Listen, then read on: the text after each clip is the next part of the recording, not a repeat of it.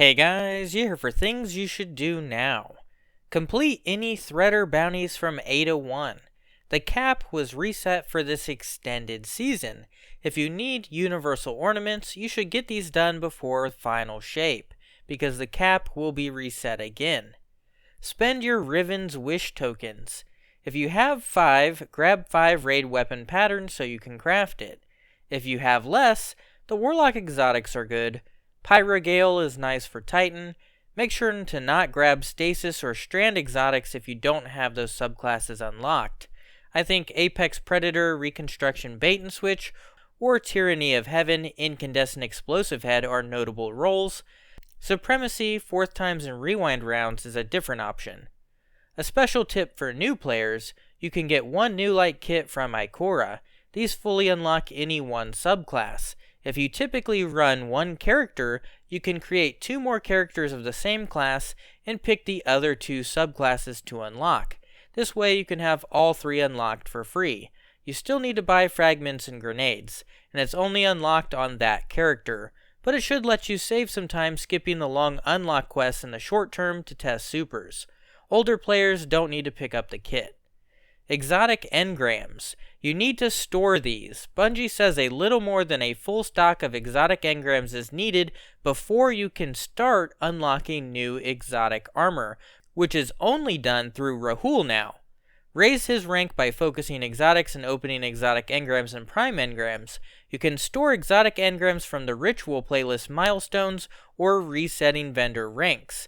Just take the engram and keep it in your inventory for next season. Note, you should leave 1 open engram slot on each character until the last week, or you just can't decrypt any loot until then. To get more reputation, you need to tier 2 focus, which requires Ascendant shards, so cap out on those. I'm thinking that's about 12 engrams to start unlocking new armor, if a full stock means 1 character's worth, which will require 3 more exotic engrams and probably more Ascendant shards to get. You can always turn your 100 prisms to 10 Ascendant shards or alloys. That's why you should max out on Ascendant shards. Exotic ciphers, you get those from Xur's Xenology quest each week. Upgrade modules from Banshee, Ascendant alloys, prisms. Collect 10 Nightfall ciphers, because that's a free adept next season. Legendary shards are being removed, so you should buy raid banners or phantasmal fragments from the Moon Lectern, which can be transformed into Glimmer later at Rahul. Focus your seasonal engrams at the Helm vendors for high stat armor with an Armorer mod on your Ghost if you need it. Otherwise, claim those engrams and just dismantle them for more shards. The best Armorer mods to use are Resilience and Discipline for PvE. Grab your seasonal track rewards from all the vendors and also the engrams at the top right. Dismantle them for shards. Your engram tracker can help you with that. Storing Glimmer in your vault. It will be harder to get Glimmer when you run low. Storing gear in your extra spaces is an option. Only ghosts, weapons, and armor will dismantle into Glimmer. Exotic ghosts will grant 1500, exotic weapons and armor will grant 2000. Weapons and armor can also drop a core and gunsmith reputation, making them the better option to store. The third of 4 options to use shards. Now for enhancement cores. Finally, if you need cores and have legendary shards, watch for any core farm videos that I post. They should let you turn shards into enhancement cores at the gunsmith on special days. Other than that, you can upgrade armor to level 8 and then dismantle it for cores. This turns your prisms into cores and can be done with rare armor from collections. Collect brave weapons and exotics. Tons of good brave weapon rolls are now available. Plus, most DLC and seasonal missions are free to everyone until final shape. Get them now. Super Black and the chests for armor are going away from the Hall of Champions, but those rewards should return later. The double perk ornament brave weapons will be gone forever. Finish your exotic catalysts. Many exotics are nothing without their catalyst. Just use those exotics in your onslaught farming runs. Craft Outbreak Perfected. It should be available Tuesday and a solid option. Claim triumphs and seals. Just do it. Get those last few triumphs for guilding. Also read those pesky lore books. Collect your seasonal rewards. Bungie has a previous season feature to collect rewards from last season. Because of this, I do not collect any armor, weapons, or engrams for the current season, and later collect them through the app or website in the next season for powerful rewards. Also, you can collect loot from up to 7 seasons ago that you forgot to pick up using a small exploit. And if you didn't buy the last 3 seasons, you can even pick up the 2 exotic weapons that were paid through this method for free. That tutorial can be found in the video description. Vault space. Don't worry about it, you get 100 more slots. Also, don't delete anything sunset because you can use that again starting in final shape. Exotic class items won't start until week 2, so you won't need to collect them before the raid. It's still best to consolidate your best rolls though. Join a clan. There are new clan rewards. The first clan bounty completed each week grants an exotic engram. You get extra spoils and trials reputation, extra crafted weapon XP, and completing all clan challenges gives an ascendant alloy each week. The last week's clan engram trick. That is that the engram's on top right for doing clan stuff.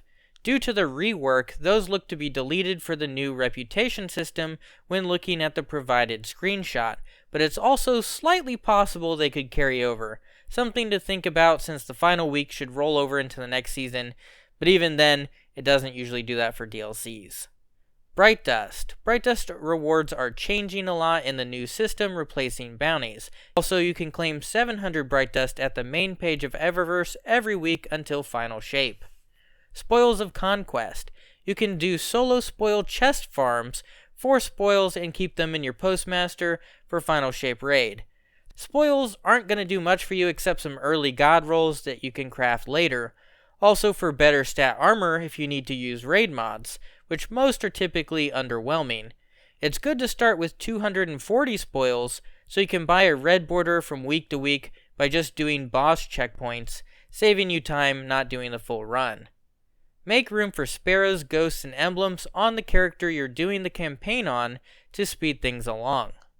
Loadouts. Maybe make a few damage options, but it's likely builds will change based on the artifact perks and Prismatic. Have a few spots open in-game for those loadouts. Use dim to store older builds. If you're talking stats for builds, I use D2 Armor Picker. That way I can get 100 in the 2 stats I want most, while selecting exotics and fragments. It could take some practice. I use a 2 out of 5 on the chest piece armor limitation section, that way I have a 3 energy stat mod, 2 resist, and a concussive dampener. If you want triple surges, I put legs on 4. Also there's a special option called Add 1 Resilience to non-exotic chest pieces. This has to do with an ornament glitch in game. Putting on Solstice Plate Rekindled on your character's chest piece gives you 1 resilience on any class, helping to max stats. New Prismatic Subclass note. From the very first mission you get a Prismatic starting build, but you need to unlock more through the post-campaign quests and hidden collectibles in the world. I'm thinking that would mean doing the campaign 3 times. Do the campaign on Legendary. This will take longer, but you will get more blue rewards, which is more power level, and typically exotics at the end of the Legend campaign. Power level. Get the chest next to Shaxx in the Hall of Champions right now. You are now max power. Power level will be based on your fire team's highest overall power and final shape, so the power grind isn't typically necessary. Everything you get will go up to 1940 power.